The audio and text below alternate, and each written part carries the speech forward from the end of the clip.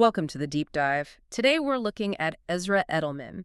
He's a documentary director, but maybe more accurately, a master curator of American complexity. That's a good way to put it. Yeah, his real gift seems to be taking these huge, messy, kind of overwhelming stories, high-stakes trials, decades of music history, and shaping them into something you can actually grasp, something essential. And deeply layered. That's key. Exactly. Edelman's work really embodies what we try to do here, this idea of a deep dive. Yeah. He's the person you bring in when, well, the story just doesn't fit a standard movie length. Right, when it needs, say, 8 hours. Precisely. 8 hours to unpack decades of context. His skill is taking just massive amounts of source material and distilling it, making it digestible but still powerful. And that's really our mission for you, the listener, too. Absolutely. He's a specialist in scale. Yeah. So today, we want to unpack his path. We'll look at his foundations, the family background in law, civil rights, these cultural intersections that really set him up for this kind of work.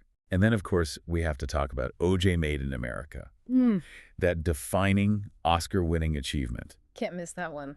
Definitely not. And finally, we'll spend some real time on, well, this fascinating and pretty high-stakes saga of the Prince documentary, The Book of Prince. The one that never came out. The very one. 9 hours, 5 years of work, a huge Netflix investment. And it might just stay locked away forever. It really highlights this clash between creative control and legacy protection. Okay, so the big takeaway for you right at the top. Edelman isn't just filming things. He's acting like a historian, maybe a systems analyst. He just refuses to treat these big public figures or events like they happen in a vacuum. Instead, he uses them like prisms to see these bigger systemic issues. That's exactly it. That perspective lifts his work way beyond simple reporting. It makes it foundational viewing. So where do we start to understand that perspective? The family. I think we have to. You need to understand the world that shaped him. So Ezra Benjamin Edelman, born in Boston, August 1974. And he inherits this family story that's just deeply, deeply woven into American civil rights history, legal history. Okay. His mother, Marion Wright Edelman, she's a giant in this field.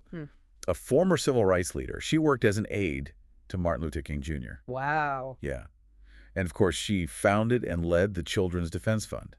And the CDF, it's not just, a charity. It's a major advocacy group focused on long-term systemic change for kids using law, policy. Right. It's about changing the system, not just helping individuals within. Precisely. And you see that focus leader in his films, don't you? This concern with legal advocacy, structural power, historical marginalization. It makes sense. He literally grew up in an environment where law and policy were seen as the tools for change. And his father, Peter Edelman, mirrors that commitment. He was an aide to Senator Robert F. Kennedy. During a pretty critical time. A very critical time. Later served as Assistant Secretary of Health and Human Services. And he's a longtime law professor at Georgetown. So you've got this pattern. High-level government law, civil rights engagement. But then there's the personal context of his parents' marriage. The sources mention this specifically. Yeah, and it's really significant. They were the third interracial couple to marry in Virginia after the Loving v. Virginia Supreme Court decision. The third? Wow. Think about that timing. Loving v. Virginia, that's 1967. The landmark case striking down bans on interracial marriage. It wasn't just a legal thing. It was a huge social shift. So his own family's existence is tied directly to this massive civil rights legal victory. Exactly. His life is inherently linked to these themes. Legal battles, racial integration, how public law impacts private lives. It's baked in from the start. And that complexity, that sort of dual identity, it goes beyond race too, right? Into his religious upbringing. It does. Another layer of navigating different worlds. His father is Jewish, and the sources note his paternal great-grandfather was a Polish rabbi killed in the Holocaust. Oh, wow. While on his mother's side, his maternal grandfather was a Baptist minister. So Edelman was raised in both traditions. So from day one, he's navigating these different historical legacies, different faiths, trying to find common ground. You have to imagine that fosters a certain kind of thinking, a comfort with complexity, with holding multiple perspectives at once. And then educationally, he gets the tools for that kind of analysis. Sidwell Friends School in D.C., then Yale for his bachelor's. Right. Top-tier education providing the intellectual framework. So let's synthesize this. You've got the dual heritage, the deep immersion in civil rights and law through his family, this complex background. How does that translate to directing? Well, I think it means he doesn't just see O.J. Simpson as a famous football player who got arrested. Yeah. He sees Simpson as, maybe, the result of all these systemic forces. Segregated L.A., failures in the justice system, the weird way we monetize fame in America. His background gave him that critical framework, that ability to zoom out. The ability to see the system, not just the individual. That's the direct result, I think. He was trained, in a way, by his environment to look for those structural narratives, the policy angles, not just the personal drama. Mm. And that understanding is what made the O.J. film so much more than just retelling a famous trial. Okay, let's dive into that then. O.J. Made in America. This is what put him on the map for a lot of people, right? 2016. Absolutely. He'd done strong work before, which we should cover, but this was the breakthrough. Commissioned for ESPN's 30 for 30. Which is already a prestigious series. Very. But this project quickly became something else entirely. It blew past the usual boundaries of a sports doc. And the key was the scale, wasn't it? Getting that 8-hour runtime. That was the crucial move. He convinced them the story needed nearly 8 hours. And it wasn't just padding. It was essential to his argument. Well, think about it. To understand why O.J. was convicted of domestic abuse by one jury and then acquitted of murder by another just years later. Yeah. You can't just start in 1994 with the Bronco chase. You need the history. You need the deep history. Right. The Watts riots, Rodney King, the decades of toxicity between the LAPD and the black community in L.A. Edelman argued you needed all that context first. So the structure itself makes the argument. Exactly. That 8-hour runtime was his brilliance. He spends the first 2 hours basically teaching you L.A. history, racial politics, celebrity culture, justice system failures, before you even get close to the night of the murders. So context isn't just background, it is the story. That's his philosophy in action. The trial is the climax, sure, but the history is the engine driving everything. And that approach, that scale, it obviously paid off, awards-wise. Oh, massively. One of the biggest documentary award sweeps in years. It validated that need for scope. He won the Academy Award for Best Documentary Feature. Which is huge, especially for something initially linked to a sports network. Incredible. But it wasn't just the Oscar. He basically swept the board. The Primetime Emmy for directing nonfiction in 2017, the DGA Award, Critics' Choice Award for Best Director in 2016. So the industry recognized the achievement in direction and synthesis, not just the topic. Right. And importantly, in his Oscar speech, he didn't just thank people. He used that moment. What did he do? He dedicated the award specifically to Nicole Brown Simpson and Ron Goldman, the victims. Bring you back to the human cost. Yes. After years of the O.J. story being about celebrity, race, the trial as spectacle, Edelman, in that moment, refocused it on the tragedy, the lives lost. A powerful statement. So the film's impact goes way beyond just true crime, then? Way beyond. It showed how the O.J. story was this perfect storm of American issues. Celebrity enabling someone to try to become colorless, the LAPD's history making accountability impossible, the resulting deep skepticism in the black community that made that acquittal verdict, while shocking to some, feel almost inevitable to others. The film basically put the whole country on trial, in a way. That's a good summary.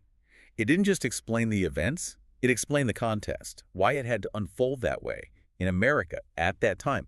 That's why it resonated, even with people who thought they knew the story inside out, and why it needed those 8 hours. He was documenting decades of social history through one figure. Okay, so O.J. is the peak, but you mentioned he had a strong track record before that. He built up to this. Definitely. It wasn't out of nowhere. He honed this skill telling big, complex stories, often using sports to talk about bigger things like law, justice, society, mostly at HBO Sports. Right. So what were some of those earlier key projects? Well, there was Magic and Bird, A Courtship of Rivals, great film, explored that defining NBA rivalry in the 80s. Huge rivalry, changed the league. Totally. But Edelman wasn't just interested in the dunks and passes. He looked at how that rivalry played out nationally, often along racial lines, geographic lines, how it mirrored a changing America. Interesting. Using sports as a lens again. Always. Then, maybe even more pointedly, in 2011, he did The Curious Case of Curt Flood. Curt Flood, the baseball player. Right. And this is where you really see his background in law and justice come through.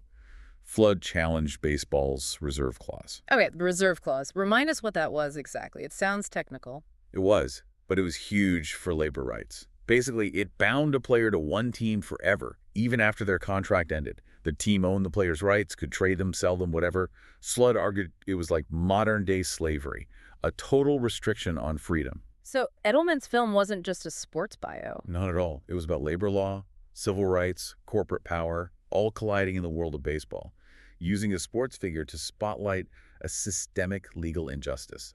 You see the direct line to O.J. there, right? Right.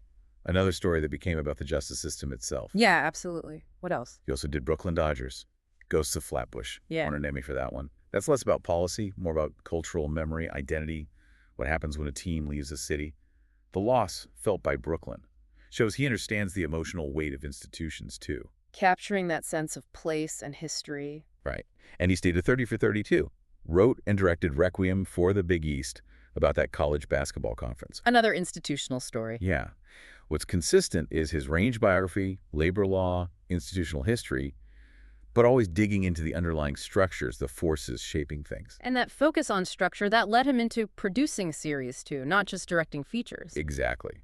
He produced Wyatt Cenac's Problem Areas for HBO, 2 seasons.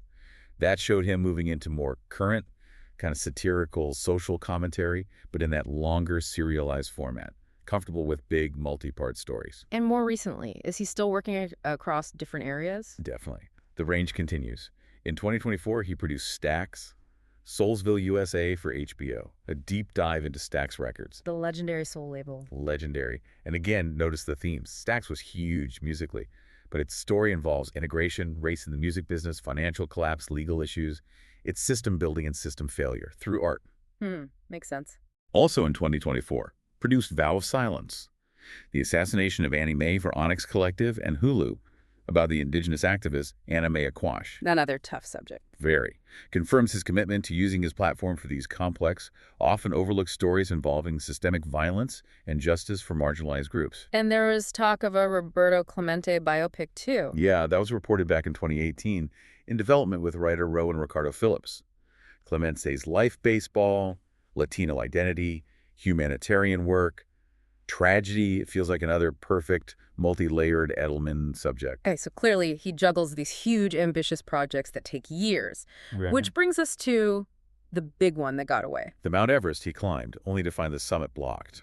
The Book of Prince. 9 hours. 9 hours, 6 parts. He spent 5 years developing this documentary series on Prince. How did that even start? Prince was notoriously private. It started big. He was recruited back in 2019 by Lisa Nishimura at Netflix. She was a major force there, VP of Indie Film and Docs, and the project hinged on this incredible promise.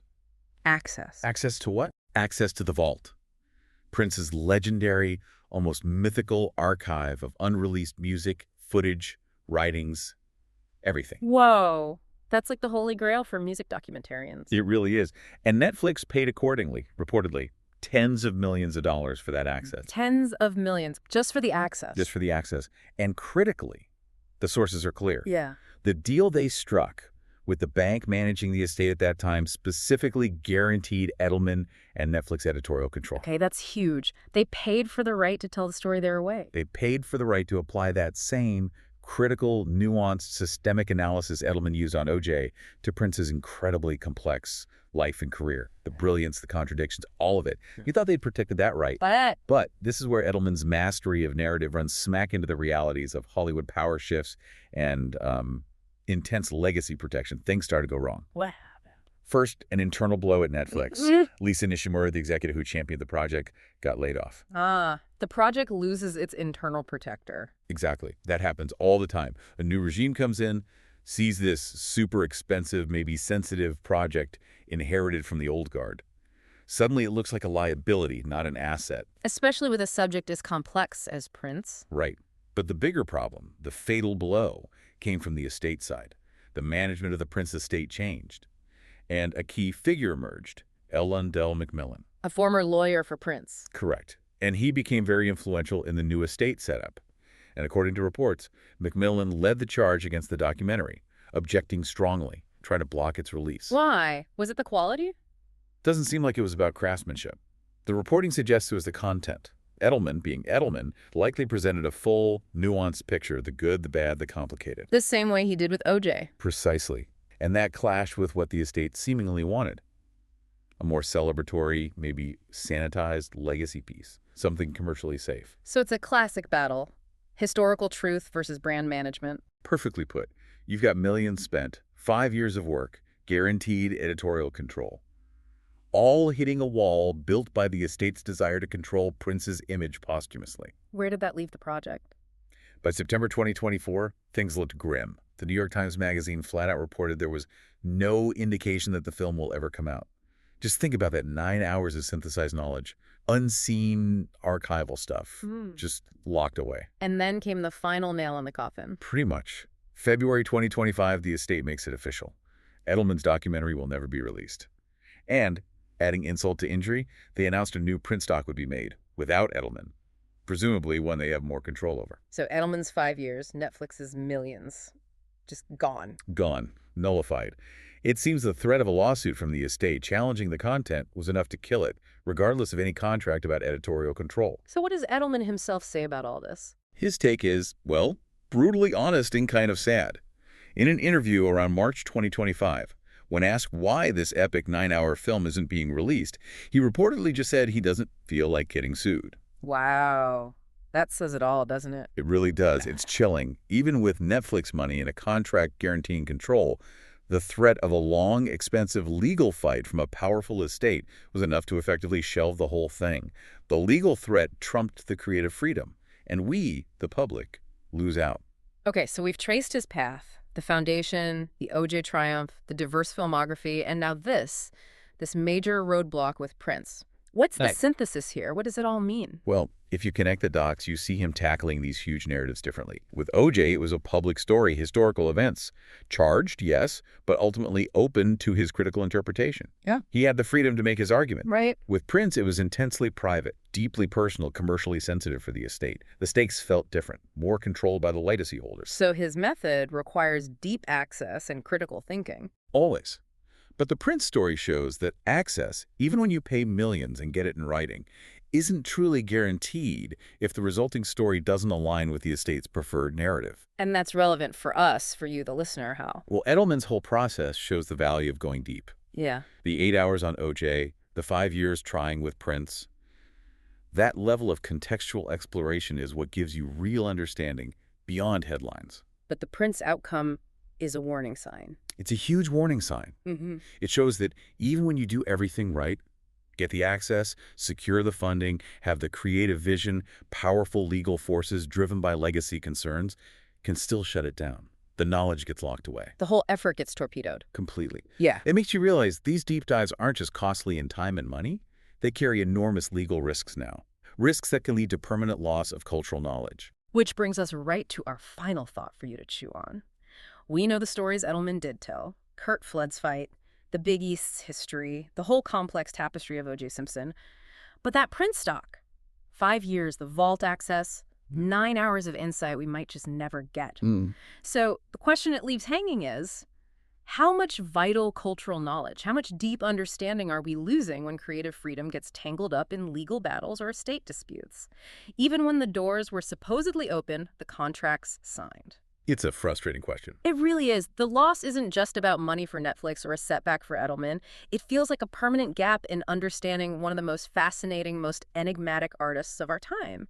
It really sticks with you, doesn't it? The cost of trying to tell the deepest truth. It absolutely does. Shelving that project, despite everything, Yeah. it really shows the tension between historical inquiry and, well, legacy management. That's the frontier right now. It's a sobering thought to end on. That's it for this deep dive. We hope you feel informed, maybe a little bit frustrated by the mystery still locked in the vault. We'll see you next time.